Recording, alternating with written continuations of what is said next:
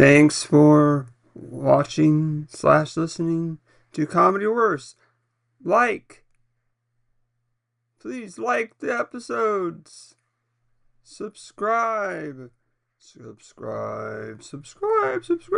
Wherever you're listening.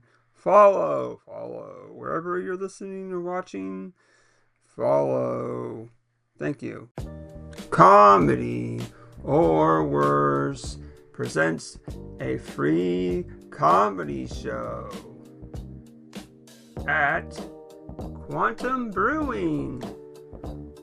Yay! 5375 Kearney Villa Road, San Diego, California 92123. Every Friday, 7:30 to 9:30 p.m. Every Saturday, 6:30 to 8:30 p.m. Yeah, great beer, outside food, and dog friendly. Scan the QR code or go to comedyworse.com/QB. Welcome back to Comedy or Worse. I'm here with my very special guest, Micah Rivera. Yay! So Micah, we were just talking before the podcast, and he's like, I haven't been on the podcast before. And you actually were. You were on episode 1 and 2. Oh, that's right. The very first. Yeah, before we started doing it in here. I really figured out what I wanted to do with the podcast. Wow, that's right. We're creative people. Sometimes we're like, oh, I want to do this project or whatever. And you're like, oh, but how's it? It's like, what did I do? I'm like, okay, that's it. I'm going to start recording. Yeah. And that's how the podcast started. That is. And it's one thing that's what I forgot, because I'll admit, minor brain damage. Don't do drugs. But doing the podcast and like just kind of taking that initiative to just start is really a huge thing, especially in the creative space, because a lot of like creatives are very hesitant sometimes with like sharing their stuff, going out and portraying their wares, their craft to others, because we get our judgments and all that stuff. But yeah, taking that start and then being able to just go on and see how it like evolves. Yeah, absolutely. And, like some people are like, oh, how many views or whatever. It's like, it's not about that. It's about, like, having a connection and recording it. Because there's been people on the podcast where, like, I was like, oh, yeah, what did he say again? And I can, like, go back and watch it and, like, remind myself. And then, too, the whole process of, like, creating, not only are you making, like, your stuff for others, but you're also going through it at the same time. You're being able to express yourself. You're learning from your guests. The guests are learning from you, being able to like share their stories. And the people listening it who are in comedy, wanting to do comedy around the space, get that cool insight, get to know that underground level, and get to kind of know how it's evolving, especially as it keeps going throughout the years, and how not only the art evolves, but also how you evolve. Oh, yeah, definitely. That's cool. So, there's so many questions I want to ask you, but let's just start with the basics. Do you use a stage name? No, just Micah Rivera.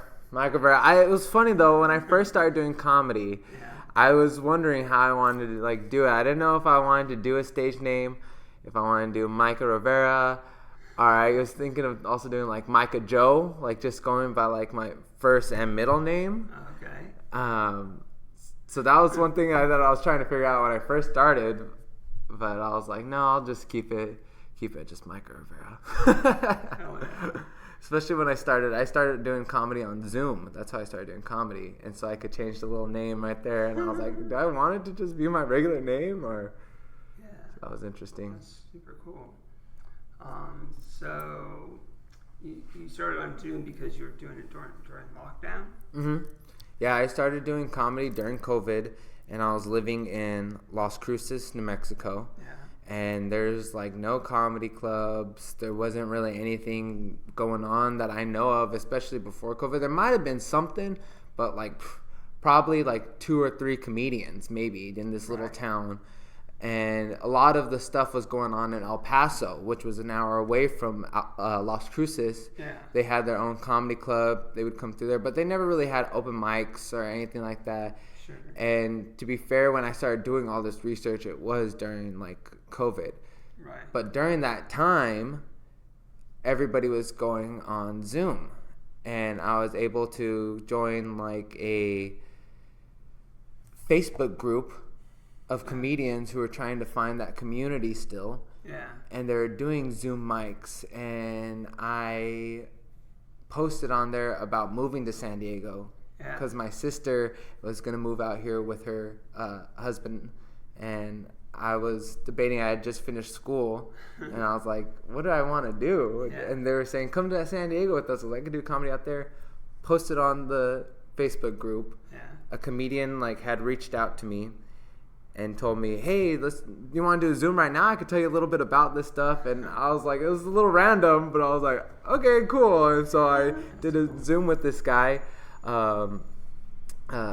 We did the Zoom, and we talked about comedy, and he showed me about the open mics and the Zoom mics and everything. Oh, okay. Was it San Diego comedian? No, he was in New York. Oh, okay. His name, what was his name? He was a good friend of mine. He passed away right before I moved out here. He passed away. He was a young dude. Wow, that's a crazy story. Is it okay if I grab I want to see his name. I have to remember his name. Let me get my drink. Quick pause. Everybody just think about what's been said so far. Contemplate on it. Alright, found it. I was trying to found my drink. That was crazy. At the same time, what happened. But this is my buddy. His name was PJ Keene. Oh, okay. He was a comedian out in Philadelphia. Shout out to PJ. I was trying to remember his last name. All right. He was a really good dude. Did you ever get to meet him in person? I never got to meet him in person. That's crazy. And I've only met a couple of comedians that I met on Zoom in person, because a lot of them were like from East Coast. Right. East Coast, some from Texas. I met a couple from like LA and stuff who were doing comedy, which was really cool. Yeah. But it was interesting being able to start on that platform and being able to make connections with comedians who were all across like the country. Yeah. Like when the time comes and I do go out towards the East Coast, I know people there already. Right. Because I started doing comedy on that type of platform. Like, that's crazy. Was there anybody that you met through Zoom that started on Zoom as well, like you? There was a couple like more people there was some people who started on Zoom, but it was a lot of like the comedians who have done it before, are like just barely getting started, and that they weren't able to really have like open mics or things in their state, because I know it was a whole thing, or in their city, because I know it was a whole thing, comedians going like, well, I don't want to do it on Zoom, it's not like actually how it is, and people were very adverse to it. I think I kind of regret. I wish I would have just like suffered through it, because I watched the Zoom comedy. I'm like I don't know if I want to be part of a Zoom comedy show. So then I watched one, and it was not like the same. Not all of them were produced well, and it was like kind of sad, and it was like, missing comedy. Also, like, I don't know, I guess in your area there weren't, but in San Diego, some people here got the idea to do parking lot mics. Yeah. And I got to go to like 2 of them, and then I got thrown back into the kitchen at Madhouse. So I was the last cook at Madhouse. Wow. So that kind of explains my situation, asked to be manager, and I'm like, I don't know. And then I started working at PB Food Court, managing over there, and that shut down. So I don't have any work. I don't have any hours here at Madhouse. I just kind of work off the clock to help out. That's nice. So that's the situation. Yeah, it's really interesting to see how like there was no parking lot anything like that. Yeah. Nothing. There was nothing. So I would do a Zoom mic every night of the week. Sometimes I would do 2 or 3 a night. And so it'd be like boop, boop, boop, boop, boop. And I was just like constantly like doing Zoom mics. So it was like, just in front of other comedians? In front of other comedians. Sometimes there'd be some like crowd members, but it was mainly like other comedians. And the crowd members would be people that probably like knew the comedians, family, friends. And, they'd be like, unmute your mics. A lot of it was comedians. So it was basically I was just telling jokes in front of a bunch of comedians. Yeah. But it was interesting because it worked out like a type of muscle where I was able to like be kind of like aware of certain things, because it's crazy doing comedy and watching yourself do comedy at the same time. Like that. Yeah, you're getting used to recording yourself. Wait, and then you're watching it? Yeah, and like one of the like worst bombs I probably ever had, even like compared to on stage 2, was I was doing a Zoom mic. And I had invited some friends. I posted something about it, and I had some teachers that from my high school that saw this post, and they were like, "We'd love to see you do comedy," and da da da da da. And it was my first time trying out impressions, because I do I do my impressions and stuff. It was my first time doing impressions on like doing comedy. Yeah. And so on the mic, there's people that I know that are watching, and probably other people too, because it was kind of like a bigger like show. And like I was bombing so hard, it made no sense like what I was trying to do, because I was trying to like weave this into like a story, and like it just like I started like sweating, and then I could see myself like sweating and like losing it on screen. And I just like my like 5 minutes is up, and I just like put my hands in my head, like my head in my hands, and I'm just like, oh my gosh. That's so crazy too, because like there's so many things. Like it's hard sometimes to watch myself back. I try to record a video of everything, but I didn't even think about that part of it, where you're doing comedy and you see yourself doing it, and then the fact of like even if I have a good set, I have a bad set. Sometimes I just need to like a minute to be by myself. Yeah. Yeah, you can kind of separate yourself, but it was in real time, watching myself, seeing myself visually get nervous. Like I see myself sweating and getting like nervous, and then it makes me even more like nervous. Wow. It was really, I don't know how you could even get an experience like that now, like doing comedy.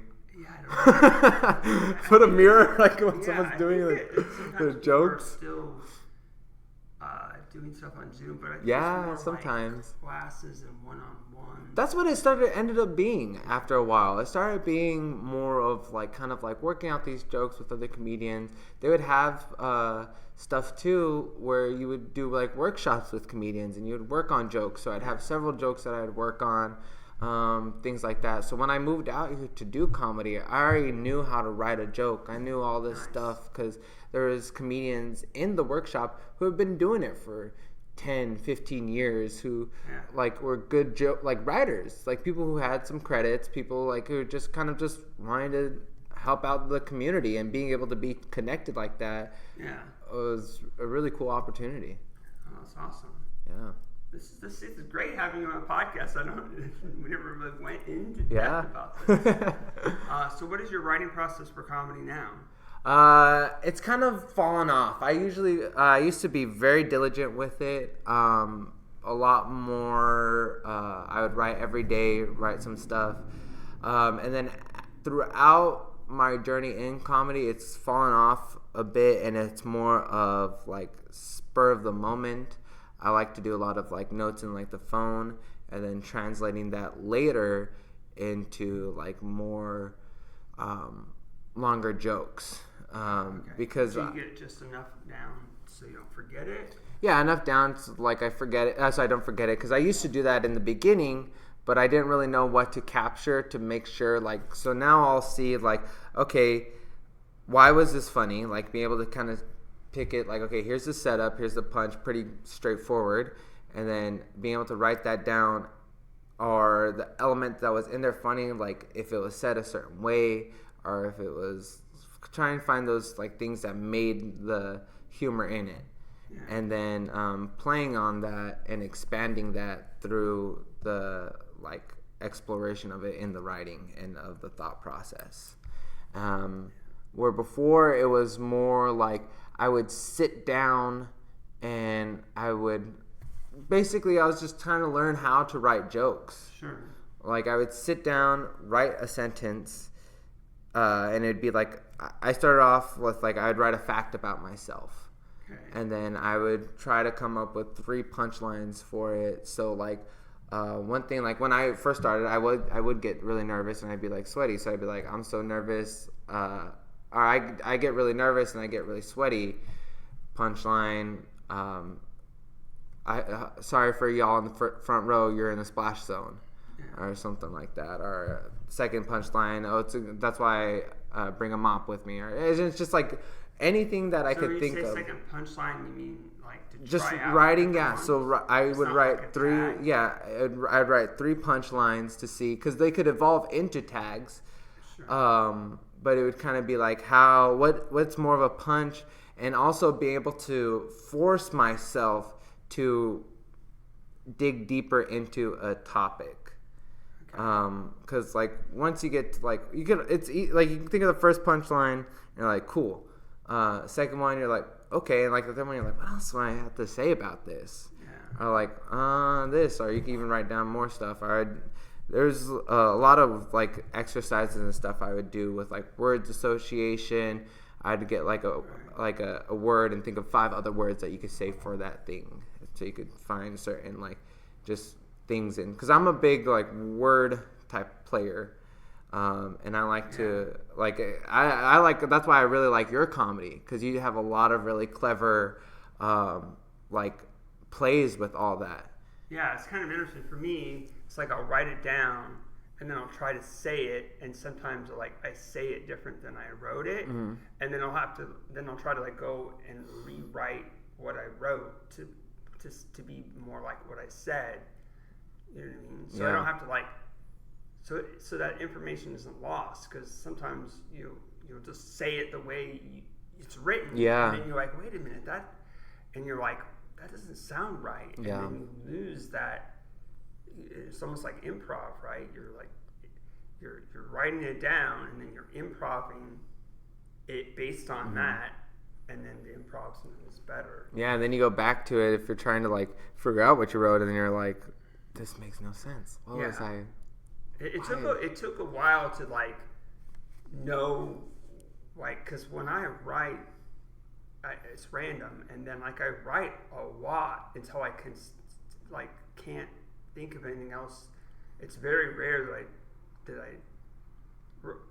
I've learned over time to get it all down, because when I've tried to I'll just one bit and then I'll remember the rest, and it's like it doesn't, I don't remember all of it. Yeah, and it's really interesting too with like comedy, because it's like you could write something that's funny in a moment, and then the next moment it's not funny, and you have to kind of construct, like, even if you say a joke one time, it's different another time.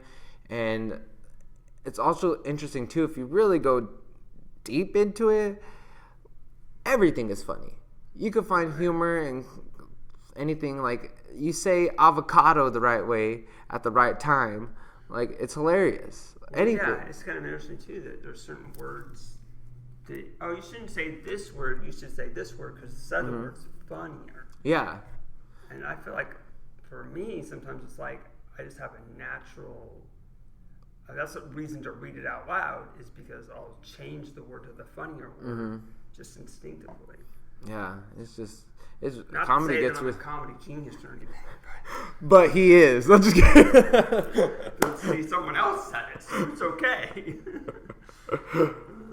So how many times do you try a joke before you get rid of it? Ooh, I don't know. It's like really interesting. Sometimes I don't even. Sometimes I don't even try the joke and I get rid of it. Like it'll be something where I've written down, I'm like, I'm not really about that. Or like I'll say a joke and it's funny, and then I forget that I said it, and I go back and listen to my recordings and I'm like, why haven't I said that again? Yeah. I usually just kind of go based off of like what it is. It's like you feel the reaction. You could do it a couple times. Especially you have to have like kind of like that diverse feeling of the crowd, and I think that's where kind of like the craft of comedy comes in, with being able to read the room and being able to see like special.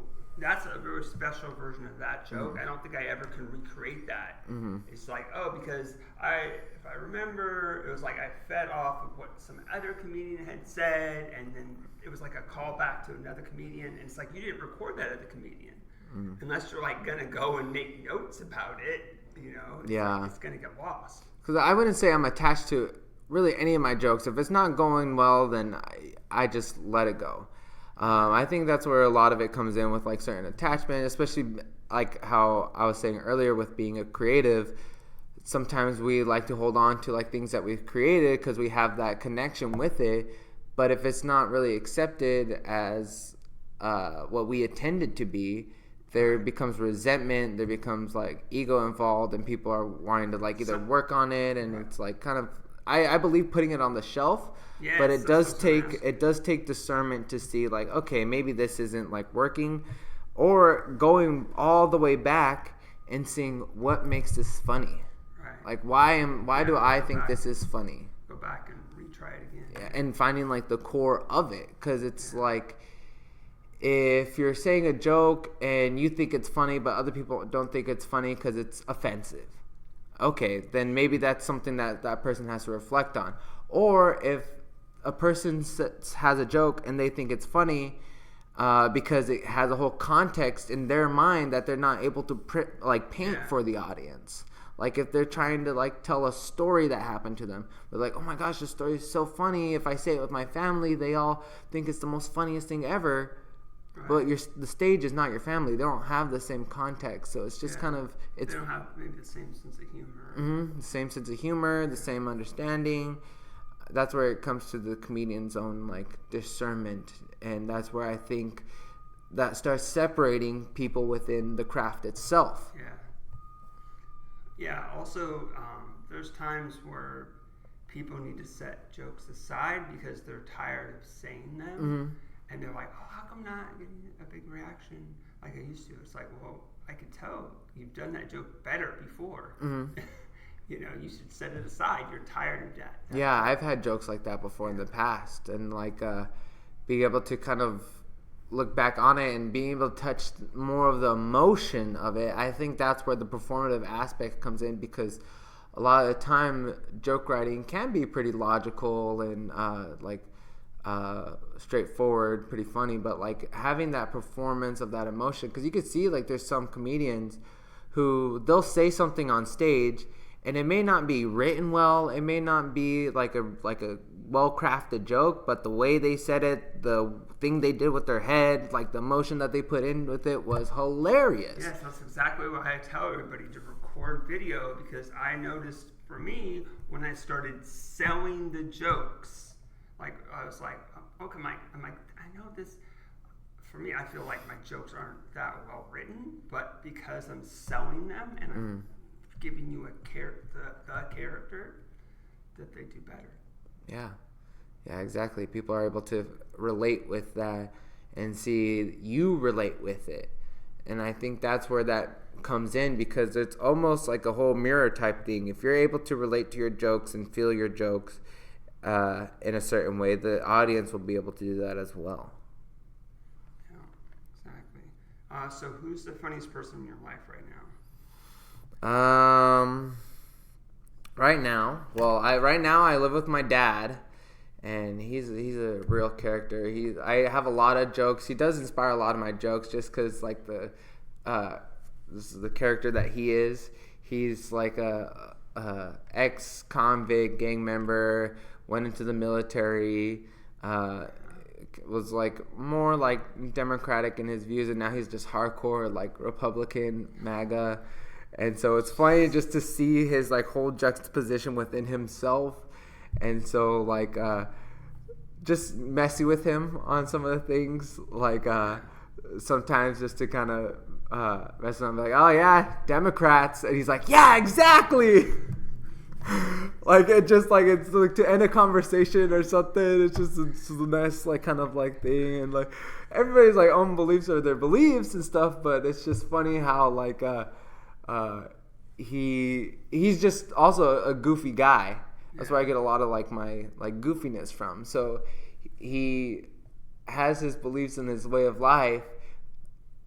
And then that with his just natural, just being like a funny, goofy dude, it's funny because even as like a gang member, and he talks about being in the gangs, he like has a goofy spin on all these stories, right? Because that's more of the essence of who he is. He's not like that's fascinating. It'd be interesting to see because I can't imagine a goofy Republican. Yeah, I mean, there's definitely they act goofy and sometimes what they say and believe because it's like doesn't matter what you believe politically. There's a lot of it's hard because political science is a science and it's a science of manipulating the public, right? And it's very good at it. It's kind of like advertising, but even more sinister. Yeah, it's like people's because it's tied to a lot of like their beliefs and all that stuff. Yeah. And then like how their beliefs are tied to just who they are. So the interesting thing is politics sometimes gets you to vote for things that are against your best interest. And it's like, and they think that it's in their interest. Yeah, right. But it's just funny to see how it just like it manifests and just kind of playing with that like character that he is. Yeah. It's hilarious. Yeah. So what about you? Have you done any characters on stage? I do a couple characters. I like to do an RFK impression that I really like. And so like a character. Like a character, you mean like someone that's not me, like or that's not a real person? I guess I don't know. Because I do different characters. Like I think everybody's like their own character. No, yeah. So yes, you have a stage presence that's different than your normal presence for sure, and impressions. No, I never thought of like impressions as character. Yeah, because I don't really like a character doing impressions. Yeah. Character to me, like my character on stage is a heightened version of myself, right? It's like, oh well, you act way more goofy on stage. It's like, oh yeah, because I'm performing, you know. But do you think you do multiple different characters on stage though? Yeah, and I would feel like it's more of like embodying of like other characteristics of because I'm not like doing a character like maybe like how like Howie Mandel did like his Bobby character or something like that, or like how these different like comedians we've seen like how they have different characters that they come up with. I haven't done much of that. A lot of it is just like impressions, or I'll like do stuff. I'll do impressions of like my dad and of like this like fictional characters and stuff like that. But me on stage is like a hyper version of myself, but it's character not. To me, for comedy would be not our. I would separate it from an impression. Impression is somebody that already exists, and I would include fictional people, right? Yeah. Unless it's like there's a fictional character that you've never heard speak or something, because I don't know. I mean, I guess that would still be an impression. You know what I mean? Yeah. That's interesting. I never really thought about it like that. Yeah, me neither. Our impressions characters, and I guess they kind of are, but then they're kind of not. Well, because like if you look at like maybe like Robin Williams, he would have like his different like characters, but he did a lot of impressions, and it's like almost like just like switching like quick between different like characters. Yeah. But like, because you have like your characters in themselves that you create yourself, you're gonna have to introduce that to the audience. Right. Where like an impression is a character they already know. So your character that you create you have to have like some like context around it, or like just like it has to be a certain way where they could think like that presence itself is funny. So like your character on stage. They don't need to really know a background to it. It's just a funny character. Yeah, I guess the difference is if you're doing an impression of your dad, they probably never met your dad and maybe never will. But it's just funny because I could do like a... Exactly. And I guess the difference is if you did a perfect impression of your dad, then it's almost... that's one thing. But then if you do it's impossible really to do a perfect impression of your dad. And I think you're actually kind of doing a character of your dad. And I think that's people... and same thing about any other like character that a comedian does. Impressions are characters. Yeah, and I feel like especially with of that character. Yeah, and there we go. We solved it. We solved it. Especially like if a comedian has like one of their parents and they want to do jokes about their parent, they may think like, oh well, I don't do a good impression of my dad or my mom, but I do a character of them. Yeah, because the audience doesn't know you're doing a good impression or not. Exactly. You could be like, this is my mom. Oh, mijo, what are you doing? Like my mom doesn't fucking talk like that. Like, but like they're not gonna know.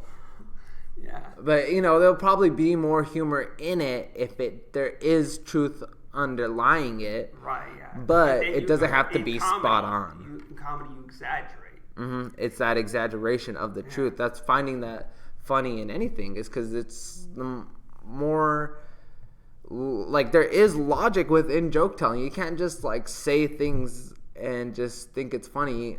Like, have you ever laundered money in a boat? See, that's... Have you ever laundered money under a tree? But that's... Have you ever laundered money with me? I mean, I can say stuff. But the thing though is that's logical though. Hilarious. But the thing that's funny about that is because the logic behind that is it breaks logic. The logic is I keep repeating. Yeah, there's the pattern to it. There's a rhythm to it. There's something to it that it makes sense. Even though it's silly and absurd, there's still something that people could follow. But if I just say, I walked to the door, and this girl came out. Like, I don't know. People like this. Like you could tell. I walked to the door. Chickens are weird, man. Yeah, like just like that makes no sense. And it's New York City. What are we doing in New York City? And that's actually one of those things where it's like that's one of those things. What is going on? That's one of those things where it's say all these sentences and then somehow you make it funny somehow, and somehow it actually is connected. Because what you said right there, that was funny, even though it made no sense. But it's almost like the context of it. Because you could go on stage and say the same thing a certain way, and like, yeah, it'll be funny. But there's just like it has to be like, I don't know. It's comedy is such a fun like thing like that because there is sense to it, but it's also nonsense. Yeah. And that's what's really cool about it is like that like that line that like brings those like worlds together of like the sense and the nonsense because it almost makes sense of nonsense. Yeah, I've seen some videos where like they're speaking what sounds like English, but it's like gibberish, and it's like, oh, this is what non-English speakers think that English sounds like. And it's like, well, Jim Allen job on another dog, and and they're saying some words that make sense, but it's like it was like crazy. It was like, wow. That kind of reminded me of that. Yeah, like the audience. Yeah, you have to speak their language. Yeah. They have to be able to interpret that because then it's like, what's the point of you even being up there if you're not be able to connect?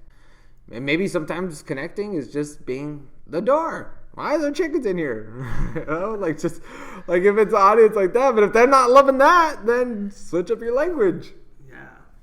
Yeah, and language is a high percentage of it is nonverbal. So if they would could like connect with you on your tone and your gestures or whatever. You can tell a story that's gibberish, but you're doing different things. Yeah. Anyway. That's the problem here. I want to do everything. So I asked this of everybody. I don't always know what the answer is myself, but when did we meet? So I had just moved out here, and I was coming to Madhouse like every night because Madhouse I looked up from open mics, and I saw that there's the open mics like every night, and I think it was one of those just kind of like gradual type of like things where I was around here.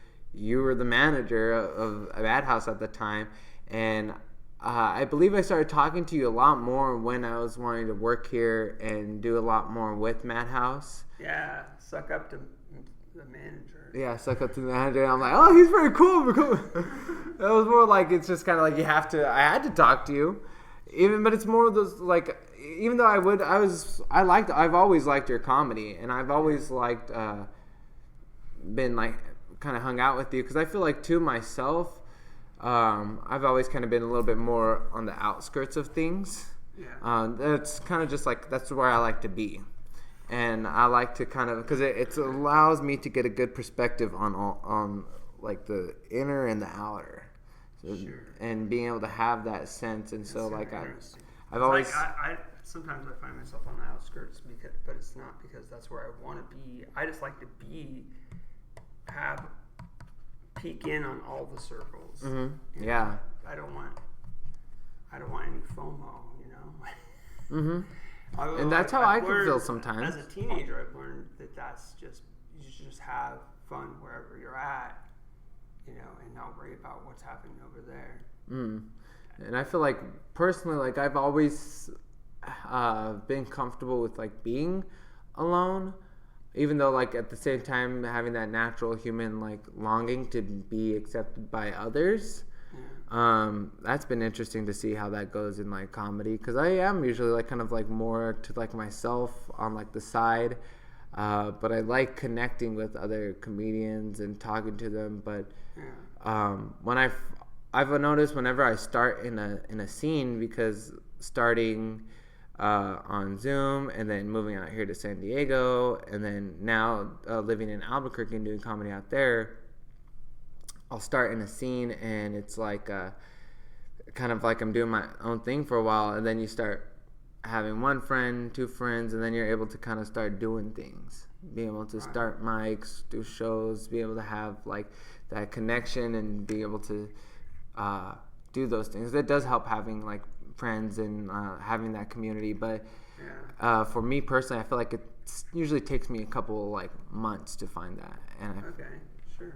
So what was it like doing comedy in San Diego and then moving back to your hometown area? It was really interesting because Albuquerque's like 3 or 4 hours away from Las Cruces, north. And Albuquerque's the biggest city in New Mexico. So I grew up in Las Cruces, which is kind of a little bit of a smaller town, but it's not like, it's the second biggest city in New Mexico, but it's not like, it's a city town type deal.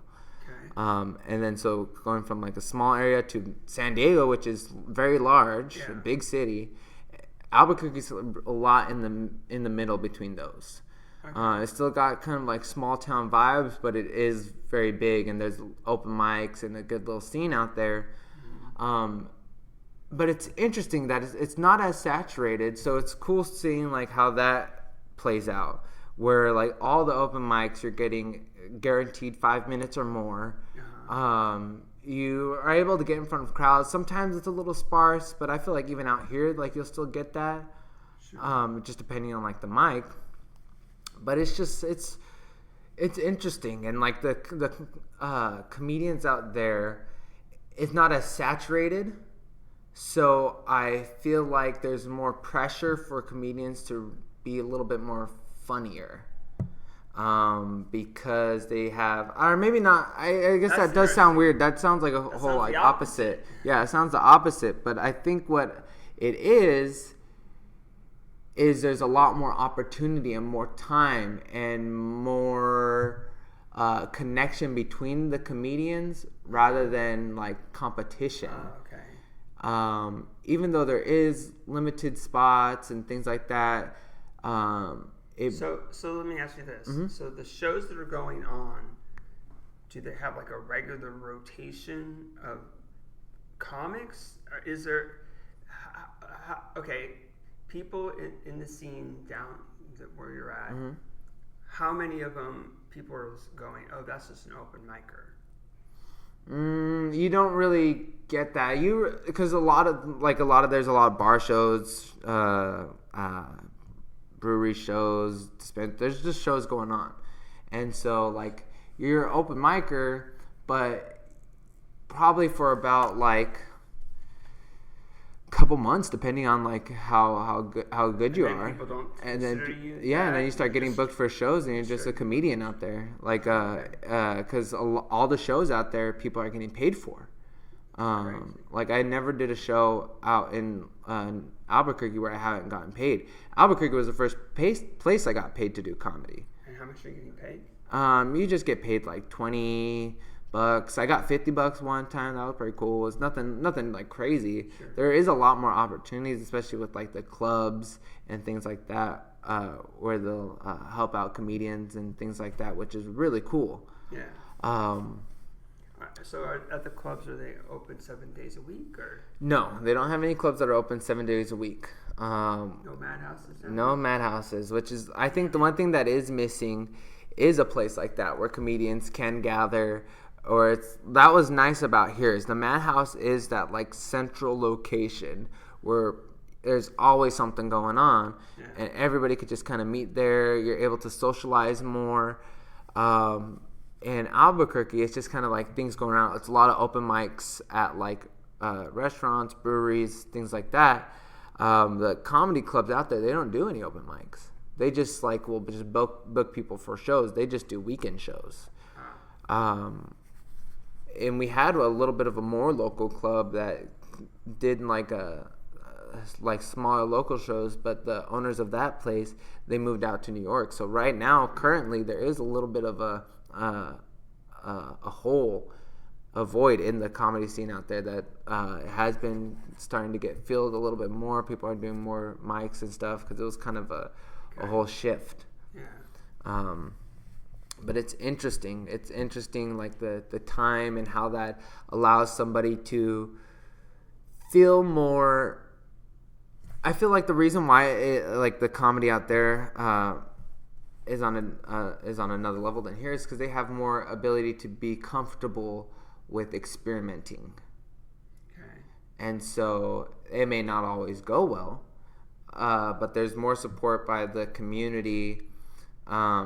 And just the time that you have to do different things. Sure. So so you ever been only limited to like 3 minutes at an open mic? Or? I've never did. The only time I did 3 minutes out there is I was trying to go up with my nephew. He's like 12 right now, and he was wanting to do comedy, and it was at a pizza place. So I was able to bring him with me. And there wasn't enough spots, so I said, I'll do 3 minutes. He doesn't really have that much time. Because I was like, I could do 3 minutes easy. Like, I used to do 3 minutes all the time. Right. But it was weird going back to that 3 minutes because it was so fast. Like, it's crazy. 3 minutes is so fast. Like, I haven't done 3 minutes in so long. And, like, there was one other time when I started doing comedy out in Albuquerque. I came to San Diego, and I went up on ACC, and like just like that 3 minutes, like just like a snap, I was like, oh my gosh, it's already like time to get off. Like, geez. Yeah, that's interesting.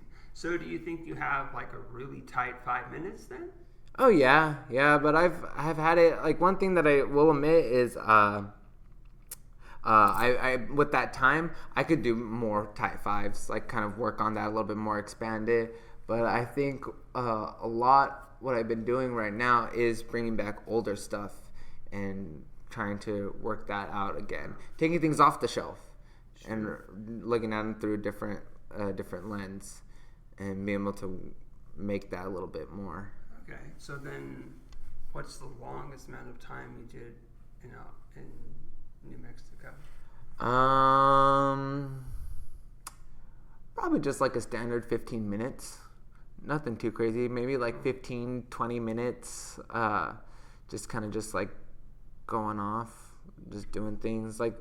And is that because you were booked for that amount of time, or? Mm-hmm. Yeah, for like a show, I did about like 15 minutes, and they gave me a couple like extra. So it was more like probably like 17 minutes. Has probably been the most.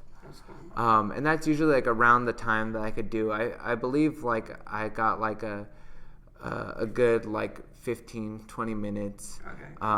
Sure, it could be tuned up a bit here and there. So is that like 3 5-minute sets put together? Or yeah, it's usually things that I could chunk out that I've have like, okay, this is stuff about relationships, or these are some impressions, or this is stuff about my dad, and this is stuff about being dyslexic, and this is this, and this is that. So like all the time I probably could do a pretty okay 30, tight 20. But that's what I've been doing comedy for like 4 years. So that's 4 years of like creating material, and that's just barely like kind of just going through it. I feel like you don't really get a good foundation until like 6-8 years, and you really kind of start working stuff out.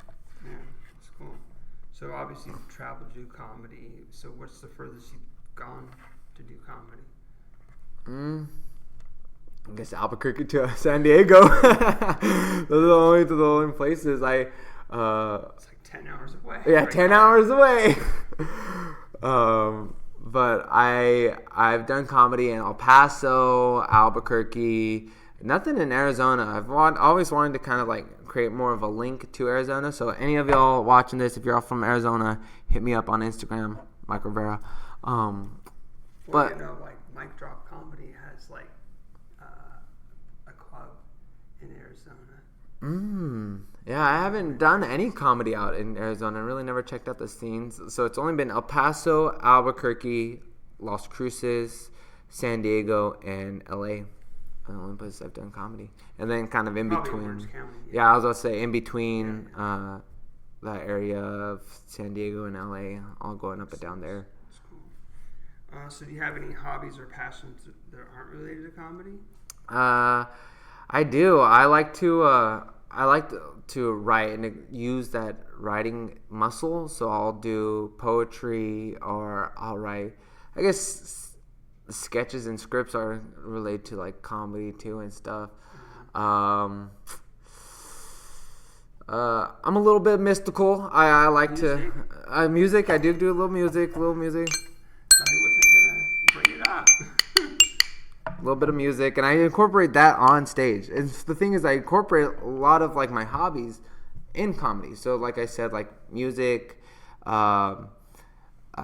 writing, and then doing like more of like, I like to do astrology, things like that, more like kind of like woo-woo things.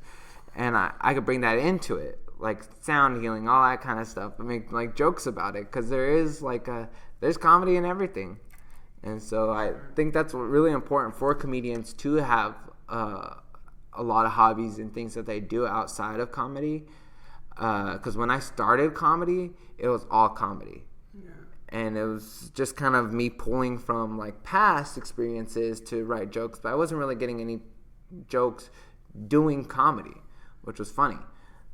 I had to actually start doing more things to get more jokes that could be a little bit more relatable to other people. Yeah, for sure. So do you wish you started comedy earlier? No, I feel like I started at a pretty decent, but I wish I did maybe earlier. It was maybe like more like acting and stuff like that, more theater. Never really did any of that, but I feel like I started pretty much when you could, like 21, 20s, like there's really no other time to start, because you're able to actually go into bars and like I said, I take my nephew to do comedy sometimes, and he hasn't been able to do comedy in months because the one that was at the pizza place closed down, and now they only have like open mics and stuff at breweries and bars, and they're kind of like weird about letting him in, and I have to get permission from his mom, and he has school and all that stuff. So like it's interesting, especially seeing how because he's funny. He's a really funny kid, and he does a lot, like really good. But there's all those other factors as being a kid where you're not. A Zoom show. I know, right? You could do Zoom shows. Go back to Zoom, right? Yeah, I'm going back to. You got a computer, kid? Do it. Get funny. Yeah, introduce him to some of your Zoom hookups. I'd be like, you're gonna carry the legacy. You starting at this age, you're a prodigy. Yeah, you gotta to 9 years of Zoom comedy. Yeah. Well, yeah, like that's one reason I like Barn Brewing, because like they don't worry about the age until you try to buy a beer. Mm-hmm. You're like, no, you're not 21. Yeah, when we first started that show, and we would have people who were like 18, 19 who would come and like just do, like, I remember there was a couple guys where it was their first time doing comedy. I don't know if they still do comedy. I mean, that's like kind of around the time I left. It was right when Quantum was starting to pick up. It's fucking crazy. Because I remember he was talking about closing down the bar. Yeah. I remember he was saying his sales weren't good. He was wanting to close down the bar and all that stuff. Oh yeah. So the story of that is, he's like, I want to sell it or close down. So he was able to sell it, and the new owners are fantastic. It's so good, because he was like, I like the guy, but he was on his way out. Didn't want to be the owner anymore, and now he's still working there on Fridays, but so much nicer, Probably a lot off of his shoulders. Yeah, not to freak out, because he yelled at people, trying to like be a control freak and stuff. So now it's like, yeah, it's so much better. Yeah, it's hard when people like that's one thing that with like doing open mics at like bars and things like that is like sometimes like the owners, cause like they'll want to like put their sense in, and it makes sense because sometimes, like, I'll be fair, some comedians say some outlandish shit, and it's like, that's pretty outlandish. It's like, as a owner of an establishment, you're like, I don't want to really be like associating myself with this. But then like, where do you start kind of getting into the whole thing of like being able to, what can the comedian say or not say? And I think that's where it goes to, like, the comedian themselves you have the right to say whatever you want, but you have to be able to have the common sense to realize that there's consequences to the things that you say, and that you should be responsible for those consequences. You got to read the room, and then you also have to remember that, sometimes people are recording you that you don't know they're recording. Yeah, like if you're going to go on stage and say all kinds of racist things, and like people in the room are like, nah, we don't really vibe with this. We don't really associate ourselves with like that type of stuff. And the comedians, like, they either have the opportunity to change their stuff or to be like, no, you don't understand me. I'm going to keep doing my jokes. Yeah. Sorry. And they stay in the place where they're at. And then 10 years later, if they're still doing comedy, they're all bitter. Why am I not where I'm supposed to be? Why am I not getting this? Why they think it's all owed to them, but they're not taking that chance to reflect. And then you have bitter comedians who think that like they deserve stage time, but it's like nobody wants to listen to your crap you say. Yeah, it's crazy. So what are your goals in comedy? Well, right now it's kind of in a interesting shift right now. Been doing like the open mics and things like that, but I have a couple of friends that I work with who they're not really too much in like the comedy scene. They've done a couple open mics, but we're doing a podcast as well. What's your podcast called? It's called the Space Cadet Podcast. Check it out on Spotify or YouTube. The Space Cadet Podcast. We do it's a cannabis podcast, like a stoner comedy podcast, but a lot of it is tied with just pretty much anything. Like it's the Space Cadet Podcast, so we kind of get really out there sometimes. But that's fun being able to do that. I've always like I said earlier, having a couple friends to do stuff with. And so, like, being back out here, connecting with, you mentioned earlier, like Kent, who was a buddy of mine that I do comedy with, and we created Suckas. It's an acronym. And seeing, like, what can we get something out of this? Right. Because So, what's the state of Suckas? So, the state of Suckas, it was kind of a hiatus. When I moved out, like, it really didn't, like, go anywhere. And I was trying to find a place in myself and yada, yada, yada, where I really didn't like mess with it too much. I was kind of thinking about what am I going to do with my comedy? What am I going to do with my things? But I really liked the collective aspect of suckas. Yeah. And because it stands for y'all who don't know, successfully utilizing consciousness and art for society. You want to be a sucka. It's an acronym.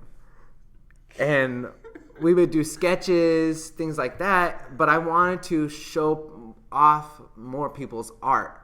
But I was trying to do it in a way where it'd be more collective, but something with artists, I felt like a lot of people were adverse to it because I don't know if they thought that I was trying to like steal their ideas or try to like take like credit for things. I just wanted to promote more of comedy.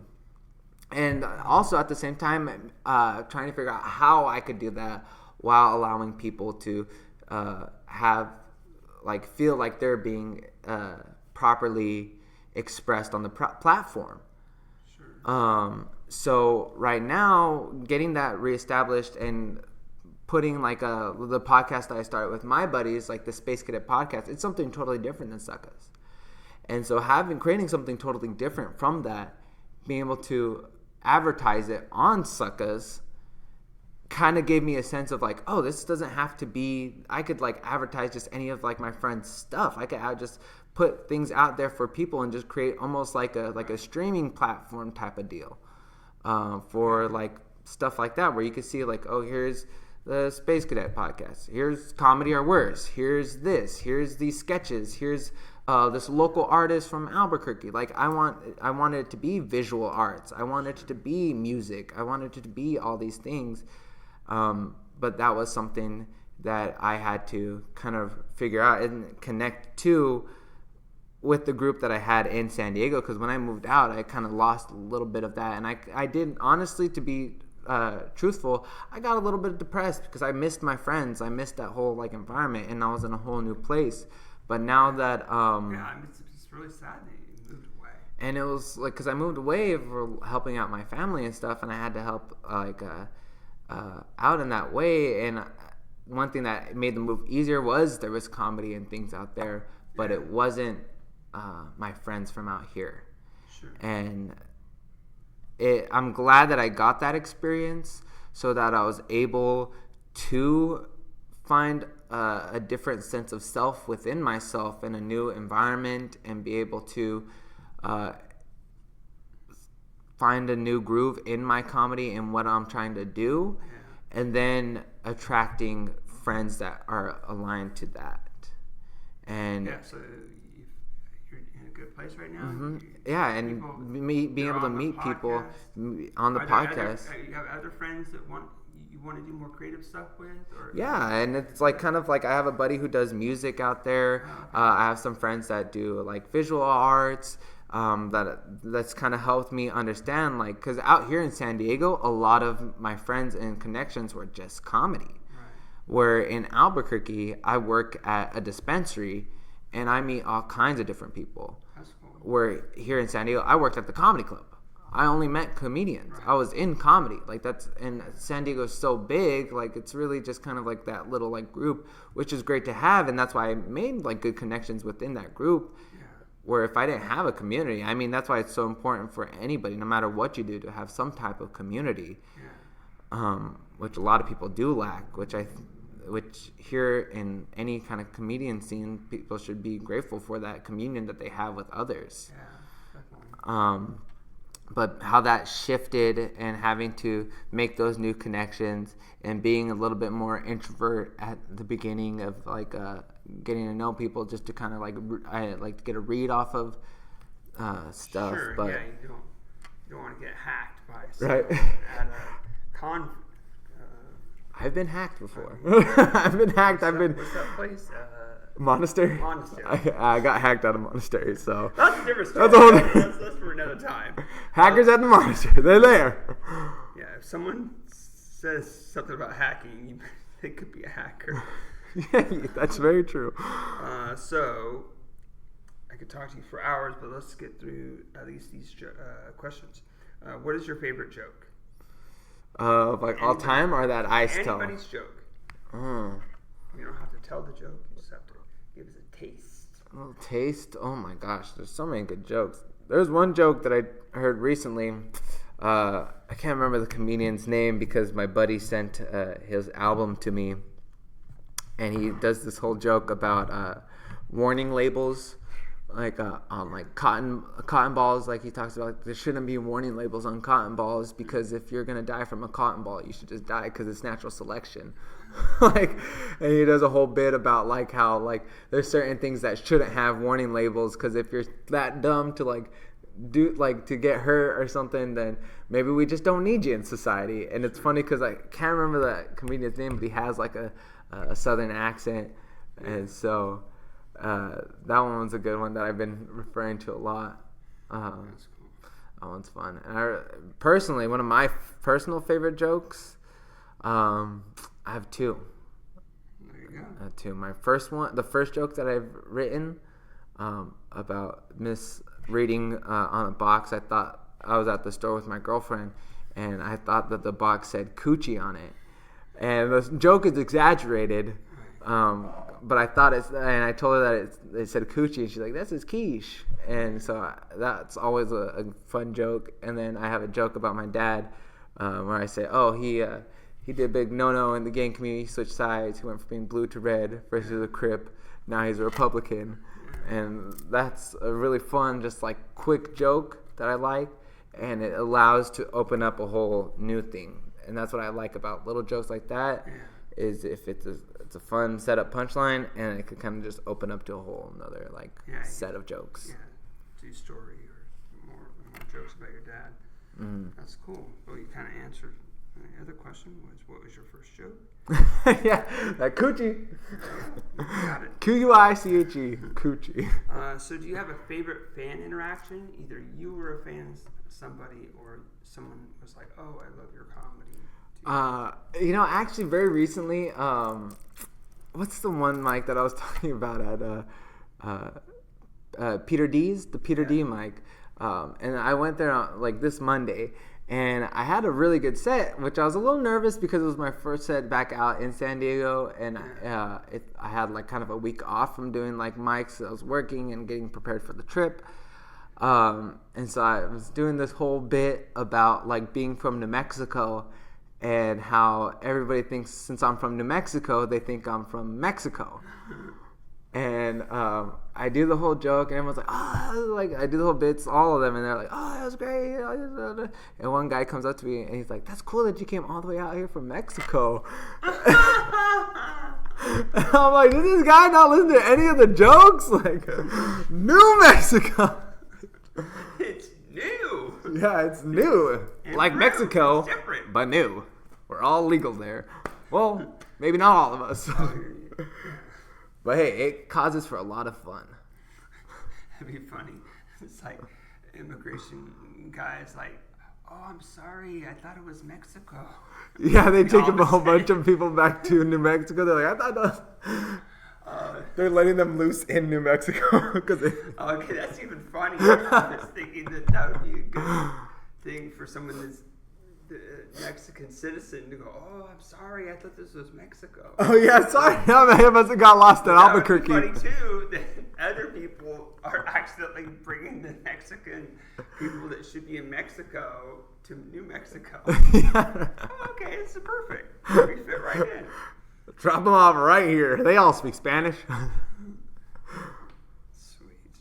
That'd be a good skit. Showboat. Right? Back to back. That would be a fun one. That's interesting. I've thought about especially with the AI stuff now. I've thought about sketches where it's this kind of be really tricky to do with getting people together and all that stuff. Where it's just type out. Exactly just type out what you want and see Yeah. I feel like that's interesting to see how that back goes. And forth from, it'd be interesting to do it, and then I'm just I just kind of I don't know if I want to go down that road because it's I think there's a lot of stigma in it. You're going to invest all your time, you're going to invest time in this, and then the tools keep getting better and better, and it's it hasn't really found this place where I feel so compelled to use it. I don't know. It's just weird because it's like so obvious that stuff's AI. Yeah. But then now we're getting to a point where it's like almost like, I don't know if this is really, and I think that's where. Or there's times where people are sending me stuff and it's like, well, that's AI. Mm-hmm. And they don't know it. And they don't even know it. Yeah, I'm constantly having a conversation with my dad about whether something's AI or not AI. And like he'll even think videos that are real are AI. And I'm like, no, this isn't AI. Like he saw there in Albuquerque, they have the balloon fiesta, which is like a huge thing out there. Or it's like all the air balloons like launch off and stuff. And so there was a time lapse video of all the air balloons taking off. And my dad's like, oh, that's AI. Like, balloons don't take off that quickly. I'm like, bro, it's time-lapsed. Like, it's an actual video. It's just time-lapsed. That's funny. And then there's the video of, like, a cat getting lifted off by a drone. And the cat, like, puts his, like, feet up. And he's like, look at this drone. Look at this cat. I'm like, dude, that's AI. He's like, no, it's not. Like, you just, like, it's weird. I'm in a group chat with my two youngest sisters. Mm-hmm. And the youngest one, Sarah, sent a thing where it was like, it was a mechanical horse where it was like, but it was an ad for a vehicle, mm-hmm. but it was a mechanical horse. And it was really well done. But then I'm like, I just thought about it for a second, and then I just typed in AI into the chat. And then neither one of them said anything about it after that. And I was just like, it was interesting because it's not that I hated the video. It was cool. Mm-hmm. And it did make me think for a second. I'm like, oh, that's super cool. I wonder how expensive. And then I'm like, wait a minute, that's AI. Mm-hmm. You know what I mean? Does that make sense? It does make total sense. I've seen things like that where you're like, "Well, this is cool," or "What is this?" After that, mm-hmm. So it's like, okay. Does this really matter? Do people really care about these things or something like that? Where it's like, I had just had somebody on my podcast recently, and this dude uses AI tools to help like these like kids who either have like disabilities or in like inner city type stuff. Teaches them AI tools so they could create comic books and stories and be able to learn also how to sell and market those things, and using all like AI tools so one kid could do all this work by themselves, get their story created and get it out there. Where it's like before, that kid may have not been able to tell their story, or it would have taken decades for this child to have opportunities and relationships and things where they could get a team together to create that one story. Sometimes too, people like have the talent, but things take so long to make a comic book. You have to either figure out how to draw it yourself or find someone to draw it. Yeah, you may have a great story, but you're not going to be able to get it out there because you just haven't been able to find it, or you can't afford an animation team. Yeah, or even if you have the talent, it's like, do you have the time to like draw all of it? Well, like a lot of these kids, like he has like a commercial about the thing, and like some kids who can draw, they'll be able to draw a little bit, but then you type your drawing into the AI, or you put your drawing into like the system or whatever, and it could replicate it and have it in different ways where all you have to draw is one character, and it's got the rest. So they're able to use their actual talents, be able to let that grow, and be able to work on other things. And I feel like this is where it gets to the point where you'll have certain skills that will atrophy as society starts using this tool more. But are these skills that we really necessarily need? As in, like, with any type of technological improvement, you're losing some type of other skill. Like with like... Sure. Okay, so let me tell you what I want, and see, because I was using AI, and I'm like, oh, I want like, you know, I was like, I want this, but I want it like pretzel font or whatever, you know, where, and then the frustration, because the way the AI is making it felt like I would have to end up settling for stuff that wasn't quite to my vision. Mm-hmm. So what I want is for the AI to use like Photoshop or some kind of program that I have on my computer to where it can get to a step to where I'm like, if it's not getting exactly what I want, is I can go in there and adjust the file myself. And I don't think what people understand, like, how this is going to evolve, because people are very afraid of, like, it taking their jobs. Does that make sense? And it does, because, like, you're wanting it to be a certain way, but the AI is making it another way. But where the technology is going to start coming in is they'll be able to, like, integrate better, because that's what we're going towards, is we're getting this technology, and it's going to go into easier integration. And we'll have creators. I don't know why it has to like make the image from absolute scratch or not. Because you're gonna have to put that input in. What I could, if I knew really how to use the photo editing software better, to where I could import the image, that I got as close as I could with AI, and then I just needed to change something that it's not doing right. Import it into the software and then change it myself. Yeah. I guess I could do that. Well, everyone's afraid of like people, like the quality of art going down and the quality of things just like decreasing because of AI. But what you're saying, it's like we're going also, into that's like my fear is that I'll have to settle for something because I can't make the AI do exactly what I want. Mm-hmm. Does that make sense? Yeah, but that's where it comes with the integration coming in and the evolution towards that way of like technology is going. What about passively reading your brain waves? I think we're gonna get to that point. You know what the crazy thing? I'm gonna go super crazy on this. So I believe we're gonna get to a point where it's gonna be we're able to just live in each other's own like imagination. Are we gonna still be humans? That by that point, that's one of those things where we start to wonder, where if I have the understanding of you completely and you have the understanding of me, because as humans we really kind of only get like 50-60% of like understanding in any type of like conversation, because there's way so lower than that. Yeah, because it's like do you see the colors the same way I do? Exactly. That's one of those things where it's like where you start to live into like a person's mind, where you're starting to go beyond human. And I think that's that's the way of this evolution that we're going as just life itself. Using technology as a part of the process. Because people like to separate technology from like nature.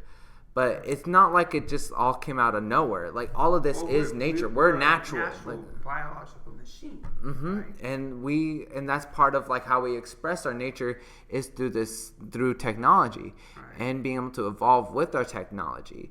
That's where right now we have to understand our own systems and what that means, like where our emotions come from. That's why as our logic and our intellect starts to expound in capacity, we have to also deepen our wisdom and compassion in order for us to use these tools and this understanding properly, so we can evolve rather than self-destruct and go through the whole process again. So what do you think about this? They're taking like some human and rat brain cells and put them on a chip, and then it's like a neural for a neural network, and that what do you think about that like is that you think that's ethical? You think that's the way we're going to go? Because right now the way that computer chips and these AI, they're so inefficient. The human brain uses it's so much more powerful, and I mean yes, we have AI LLMs that are as good or better than humans at doing certain stuff, but it takes so much energy compared to. And in my personal beliefs, I think a lot of people get too stuck in the physical realm. I think that's where a lot of the quantum science and understanding of that realm, and also this kind of connection to more of spiritual aspects of it, because whether someone living things are spiritual, right? Yes. So do you think I believe AI ever gonna be spiritual? I believe AI already is everything. One thing that I've heard that I really like to repeat is, if you want to live a more conscious and spiritual life, you have to be conscious that all things are spirit. So there's nothing in our reality that doesn't come from our spirit, that doesn't come from the spirit, whatever somebody wants to call it. All that is everything. And so that energetic connection between all things, that's when you're able to tap into a certain understanding of reality itself. And you could see it, and it's been one of those things where they don't, like, it's not talked about in, like, science. That's like, oh, crazy. But there's been certain cases and things where it's actually tested, and you could go back and see people using psychic abilities to do amazing stuff. And I believe that there's a lot of stuff that we just can't explain. And I think a lot of that is part of that connection, inherent, like, consciousness connection that all things share. Right. And so being able to see that within the technology, it will create the technology to go beyond matter itself. And so even like thoughts and beliefs are technologies in and of themselves. Well, the thoughts are energy. Thoughts are energy, and you have different thoughts where, like, some thoughts aren't as skillful as others, where some thoughts will lead you to destruction, some thoughts will lead you to harmony and peace. And so these thoughts themselves are technologies that we can create and share to better ourselves in society. That's why you have, like, religions and things like that. Religions and beliefs, to me, are just different types of technologies to understand reality. Because the thing is they solidify one aspect of reality, and sure, you can interact it with this way now, and you have this technology to interact with the divine in this way, but it's limited because it's not the whole thing. It's just it's just an aspect of it. So what about this? Right now, people are using AI, LLMs, and sometimes they're like that.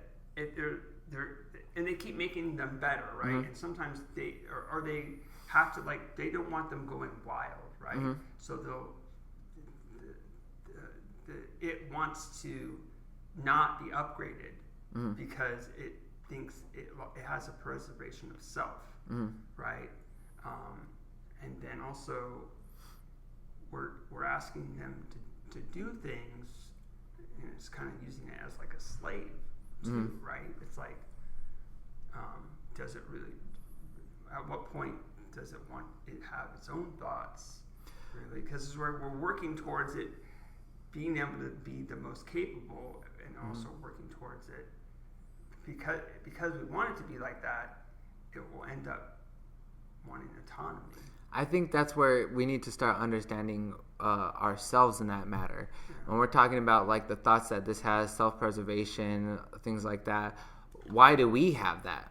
What makes us not slaves? Because we have our own things that we're slaves to. We're slaves to our physical body.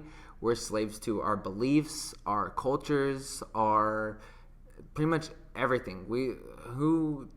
If people really sit back and think about the things that they're doing, like, even like starting comedy, why do you want to do comedy? You know, what is moving you? What is driving you? Same thing with these, like, LLMs, because people are just basically LLMs, and especially if they're not aware of that. And that's where I believe a lot of the terminology of somebody be called an NPC comes from. Is like a person who's not playing the game of life. You're not engaged. You're not conscious that you're playing a game. That you have this ability to work within it, and that what that game is. You're going to just be an NPC and just kind of be driven by whatever programming you have. Right. And I think that this technological age that we're moving into is allowing people to be more spiritual, because some of the best analogies for reality I could find are technology. Life is a video game. We have the cloud. We upload our thoughts to the cloud. We're all connected. Like, it's like we're all part of this. How do you upload your thoughts to the cloud? It's just meditation, letting go. But people want to keep all this software on themselves rather than uploading it or letting go of it and upgrading their systems.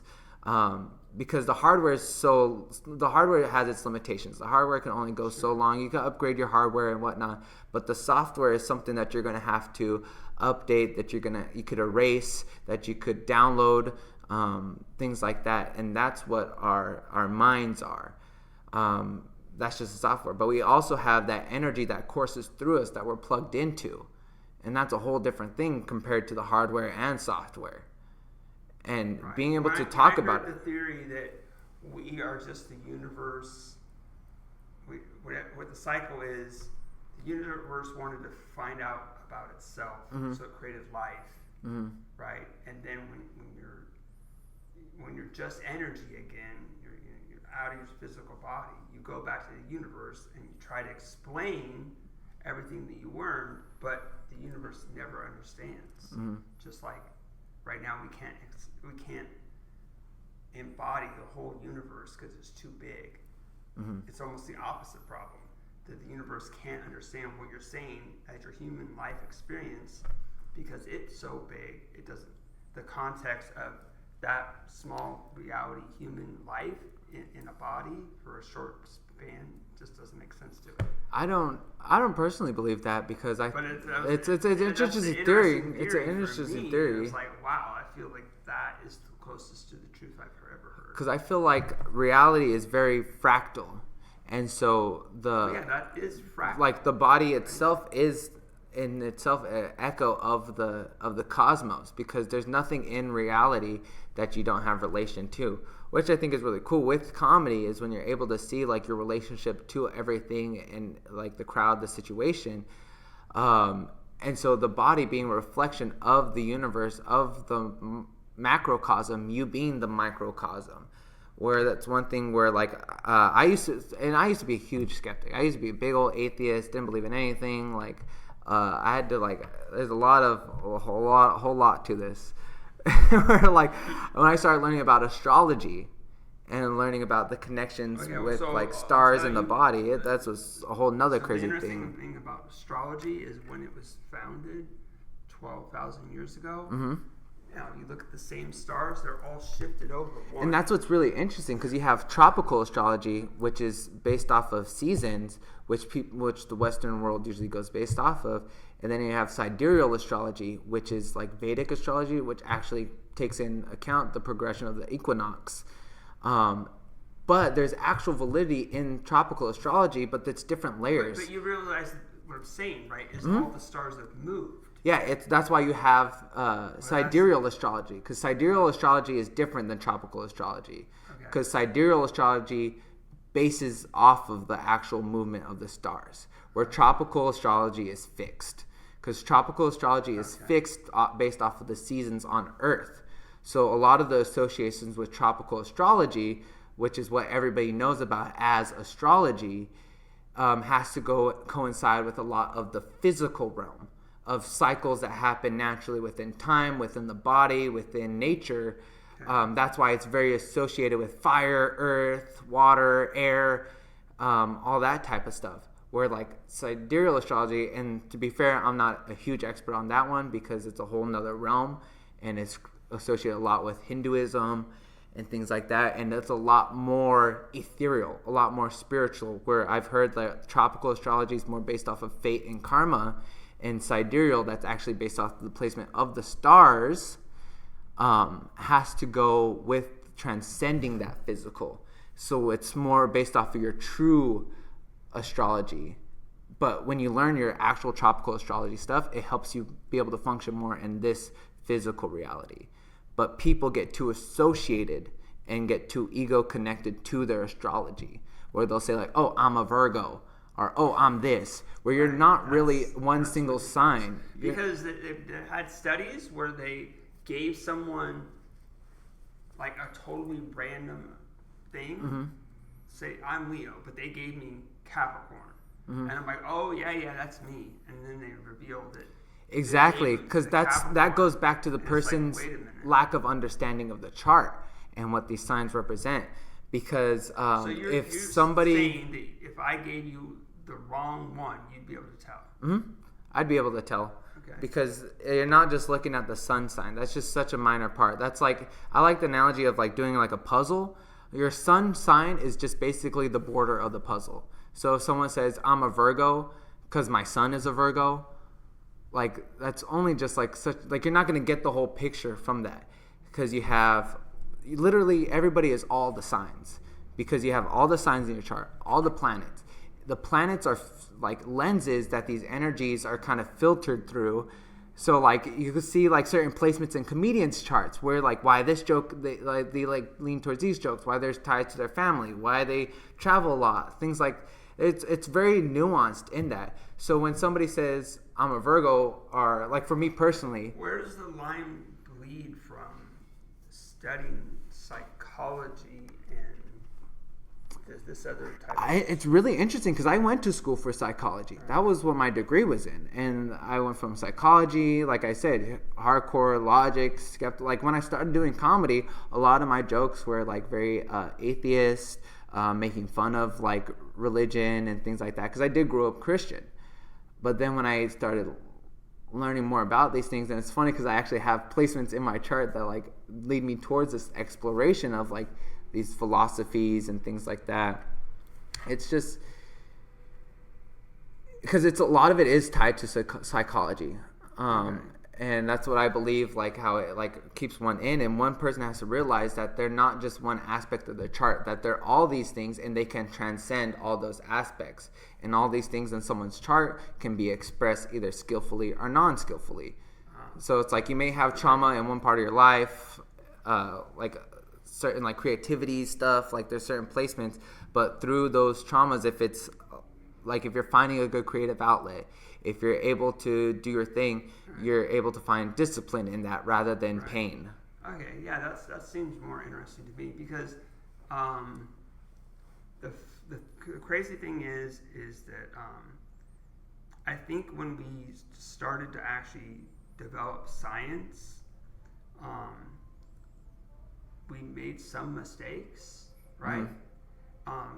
Because a lot of like there's so many examples of like, oh, you know, like hope, like natural cures that work, but the scientists didn't know why they worked. So what they wanted to do was throw it all away and forget about that and start over.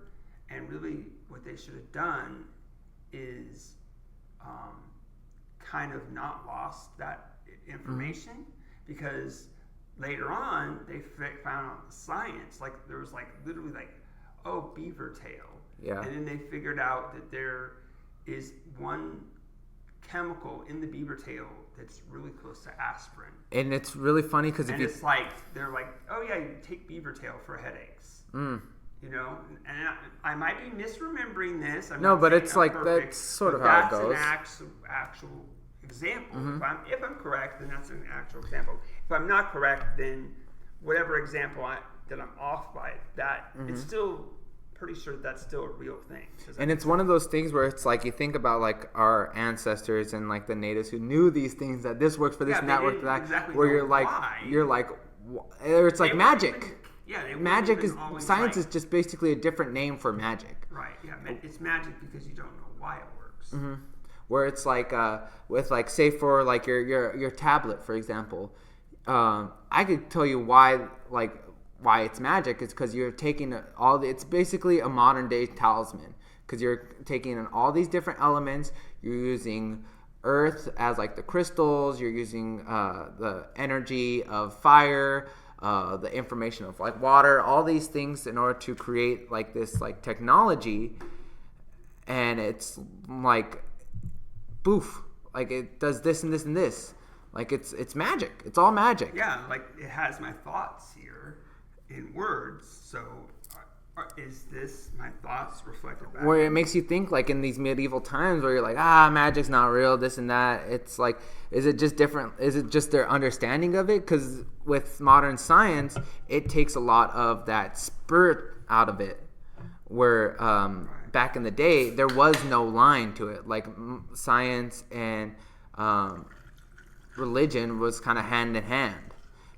where I think we did need that separation, though, because we needed to be able to understand in a different sense of belief, which is, like how I said earlier, is a different... I understand the reason for separation. I just think that it's sad that a lot of stuff is lost. And I think that's what we're experiencing now, is a reclaiming and a re-understanding, because there's a lot of stuff that the ancients would do that is like crazy compared to like some of the stuff that we like could do now, where it's like, how do they freaking make this chapel or this temple and all they have are like sticks and stones, apparently, what we think. Like, what the heck? Okay, so let's just wrap up with the rest of the questions. If you're here just for the comedy part, sorry, but we're going to finish up the questions. What's your favorite place to do comedy? Favorite place to do comedy? I mean, you can say in San Diego and you can say back home. Okay. Madhouse was my favorite place to do comedy. Shout out Madhouse. Here in San Diego. Just the community, the ability to do the comedy was great. Albuquerque, Red Door. There's a spot, a Wednesday night mic. Sometimes they do it on Fridays. A little brewery it's called Red Door. If you're ever in Albuquerque, check it out. Sweet. Good people. It's a good little area. We got good food, good drinks. So, good spot. All right. What's the scariest place right now for you to perform? The scariest place? Anywhere in Albuquerque. I got enemies right now.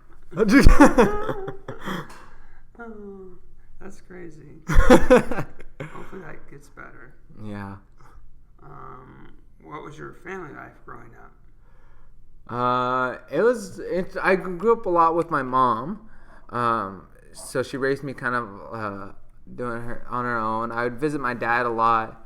So I get his influence from that. I was by myself a lot as a kid. I would like to keep by myself. I would play by myself all the time. That's a callback. And but yeah, I would be alone a lot, kind of in my own thoughts.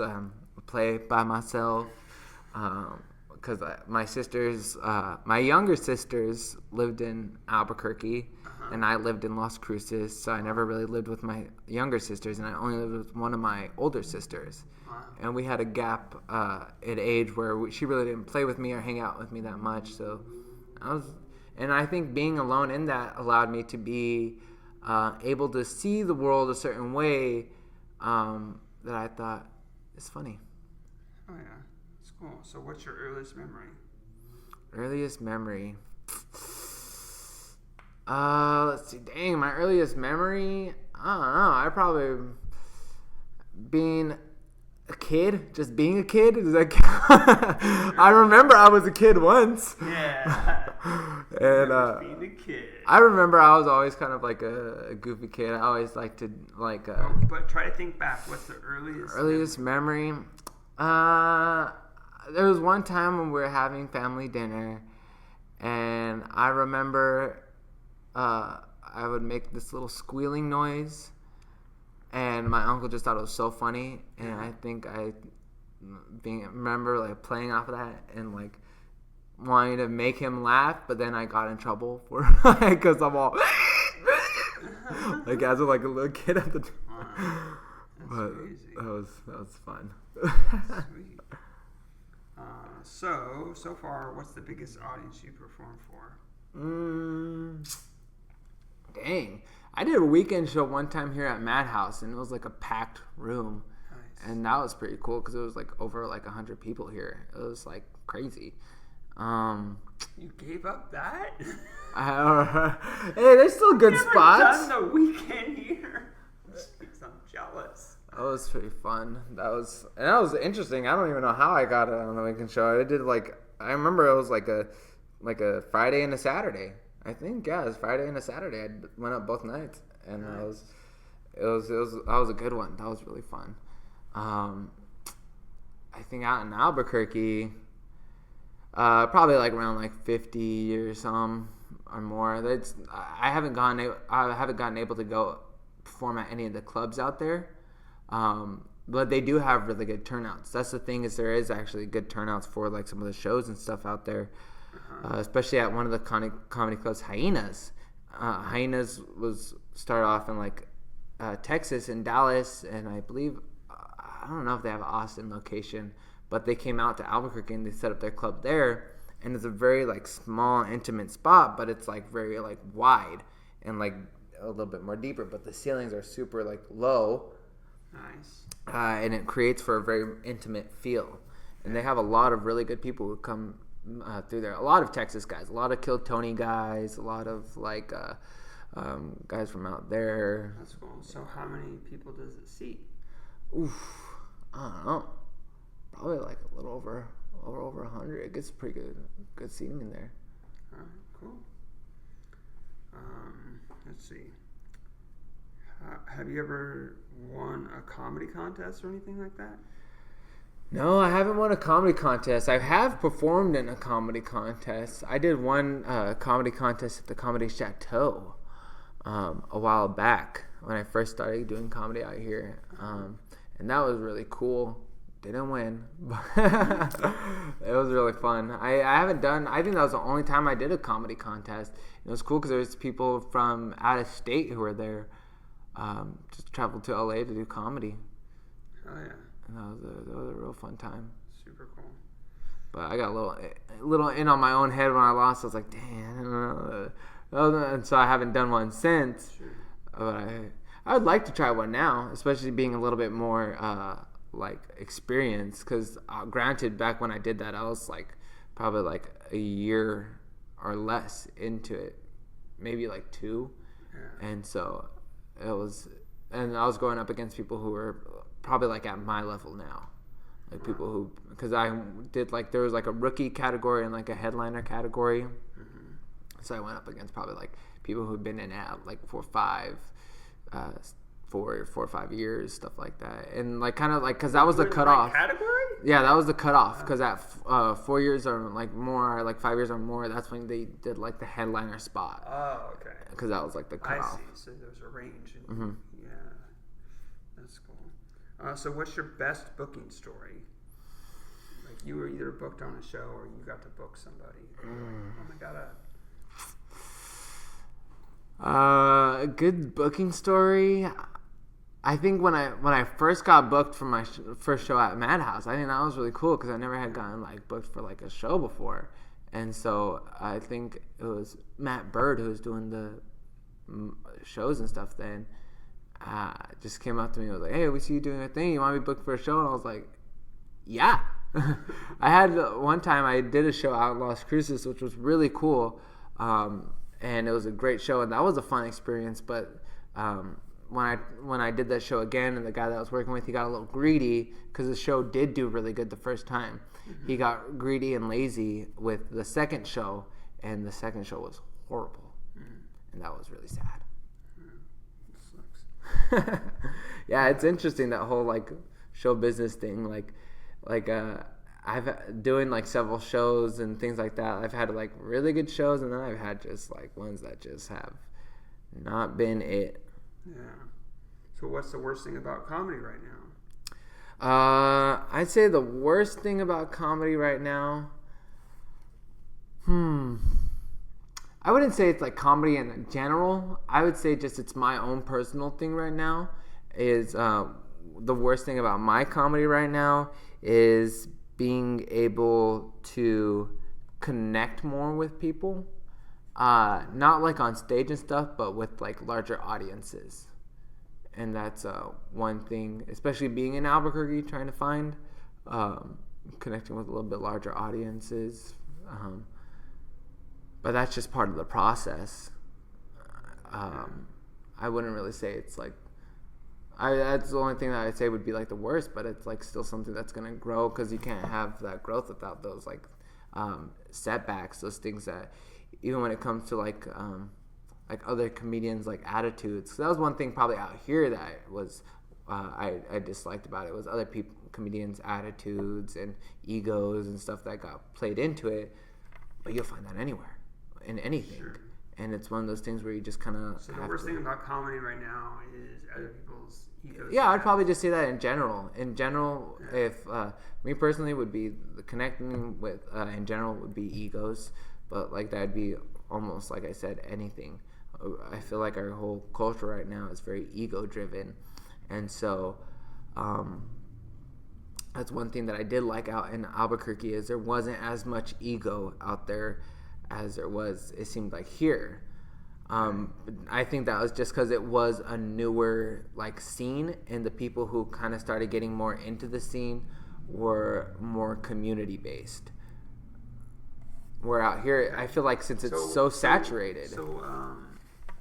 The people that are headlining there that are also not from out of town, how long have they been doing comedy? Probably around like the same time as I have, maybe a little bit more, like 6-8 years. Some probably like 10 years or more. Like, but what's cool about Albuquerque and its location is they could travel a lot to Texas or Colorado or just around New Mexico itself. Since there's not much to do there, you could set up a little tour within the state if you know the right people and make some good money off of like doing like shows and little bar shows and things because there's not much to do out there. Yeah. Same thing. Arizona's right there. Like it's kind of centrally located in some spots. So a lot of the comedians out there travel a little bit more, but it's not like it's similar to out here. Like you'll have people who travel to like LA and stuff, which is like probably equivalent to like traveling from out there, but it's a lot more. Where here you could stay in San Diego and get a whole bunch of mics and shows in San Diego and don't have to go anywhere for years. Yeah. Okay, that's interesting. That's cool. So have you ever been in a car accident? Yes, I'm a horrible driver. I'm from New Mexico. I'm just kidding. You've driven in a car with me, Aaron. You know. Oh my God. See, he remembers. I remember that. He's remembering now. I mean, I haven't gotten in too many car accidents. A lot of them. If we hadn't been there and you were distracted by something else, you would have crashed. But you guys were there, so I didn't crash. Yeah. I think the only times I've gotten into a major car accident has been somebody else's fault.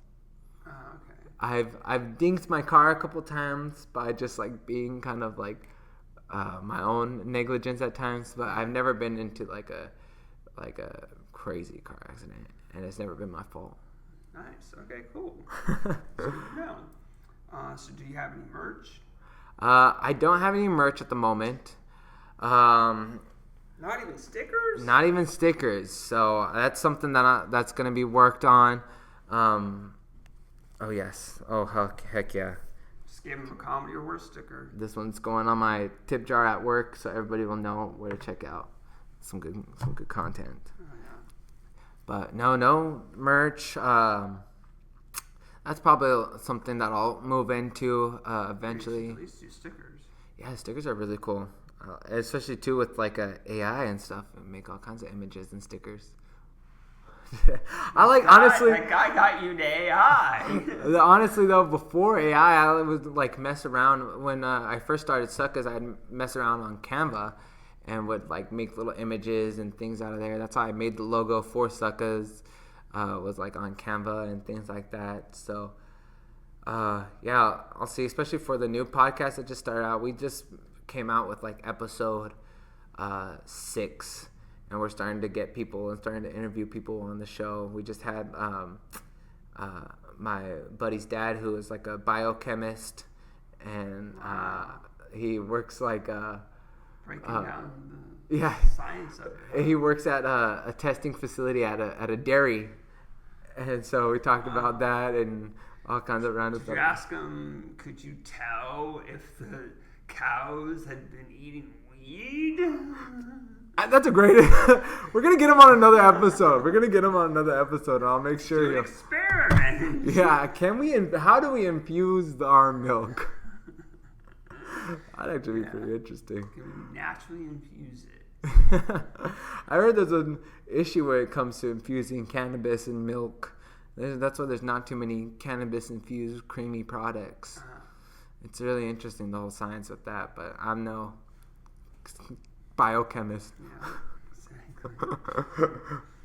That's cool. So, do you ever think you're gonna like grow your own marijuana or? Well, one of my hobbies that I didn't mention earlier is that I do a lot of like planting and growing and stuff like that. Not even like any weed or anything like that. I would love to, just because like I'm a huge believer in like the energy of the grower that goes into it.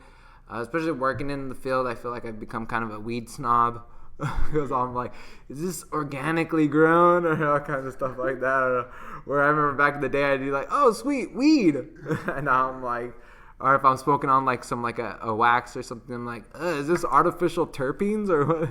Like just like, I don't know what that is. see, like weird, like Terpine? Is that terpenes. That's what gives the weed its different highs. So people will think you have indica sativa hybrid. Well, sure, you could kind of categorize it that way. But you could have like, it's so hybridized now where there's no like really like true indicas or sativas, where it's based off of the terpenes that give it its distinct highs.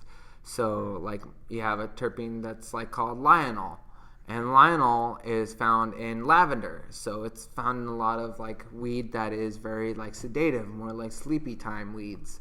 Or you have like cannabis. A cannabinoid, or not cannabinoid, a terpene called limonene and mycin, like all these weird things. Here's a question for that, because they have done studies where they gave people the exact, like from the same plant, weed, and in different cultures, like they were finding that.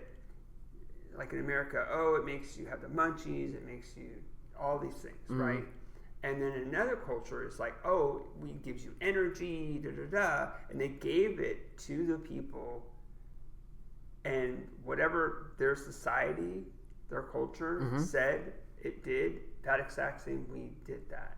Yeah, that goes based off the whole thing of like placebo, like with like. So I wonder some of these things, like these like, I'm not saying that they don't have different chemicals, different effects, but it'd be interesting to know if you gave it to them and said, this should make you sleepy, and you tell give it the same other person, this is going to make you have energy, is it a partly they're going to I think that goes based, because you have a mix between of like the placebo effect, but then you have the actual like biochemistry that goes into it. So like if you give somebody like a strand and you're saying like, this will make you sleepy, and say it has like some terpenes and cannabinoids in there that will do that. But if you give a strand to somebody that has like, and they're maybe like adverse to like limonene or like beta carophil or something like that, if they have a allergic reaction to one of these terpenes, or they don't interact with their biochemistry right, it could cause like an adverse effect. So where it's like someone like, I don't like sativas because they make me anxious. Whereas not really the sativas that are doing it, it's just a certain like terpene, whether it be like beta carophil in it, that reaction or like effect. Some type of like side effect to a certain like terpene that's in there. So like if people like I know like there's a terpene called myrcene, and it's found in like mangoes. And if people are allergic to mangoes, like myrcene is not going to be like good for them to like smoke. It causes adverse effects with them. And that's why weed's not for everybody, especially too. That's interesting, because I have smoked weed and then got a stomachache before. And it's like mango stuff. Yeah, because it's really interesting how it like different effects like that, where it's like someone could tell you, this is good for your stomach, but if you're allergic to a certain terpene, then it might mess you up in other ways. And like I had one person come in one time, and we always recommend this like extract called RSO, which is supposed to be good for cancer patients. That helps a lot with like relaxation, appetite, and stuff like that. But this company that made the RSO, it was a mixed batch. So they just put a bunch of different flour into it, just not really knowing. It wasn't like a specific strand or anything. And so the lady who came in looking for the RSO, I sold her the mixed batch one, and she had adverse effects to it because it was just kind of like they just threw in whatever weed that they had, rather than like someone who's doing it medically or like company that's doing it for more medical reasons. They'll have more information. They'll be more strand specific. They'll have better quality of weed. And they won't mix them all together. And it's not like a whole mixed batch. Oh, that's interesting. Okay, you should just keep studying, and then you'll be an expert, right? Not unless I keep smoking, then I'll lose it all. It does. I will say it does cause a little bit of that memory loss. All right. Yeah. Well, I could talk to you for hours, but we should wrap up this episode. Let's do it. Is there anything else you want to talk about? Not promotion-wise. That can be in the promo. So okay. Just in general. In general, you know, if you're out there listening to this and you're in comedy, wanting to do comedy, just keep doing it. That's right. I mean, just follow your desires, because that's what's going to lead you down your path. Because if it wasn't for my desire to want to do comedy, I wouldn't have the friends that I have now. I wouldn't have the beliefs that I have now. I wouldn't have the knowledge that I have, the understanding, anything. I wouldn't have anything that I have right now if it wasn't for starting comedy. And if you're a fan of comedy, go see live comedy. Yes. Anywhere you're at. Thank you for watching. Watch all the episodes of this podcast. Watch all of Micah's. Go back to the very first one and see the evolution and watch it all. I mean, it has. I should clean up the audio on that, on those 2 episodes. Remastered. Episode 1 remastered. Episode 1 and 2 are gonna get remastered real soon here. Okay, so this has been Comedy or Worse. Yay! Bye, everybody. Bye.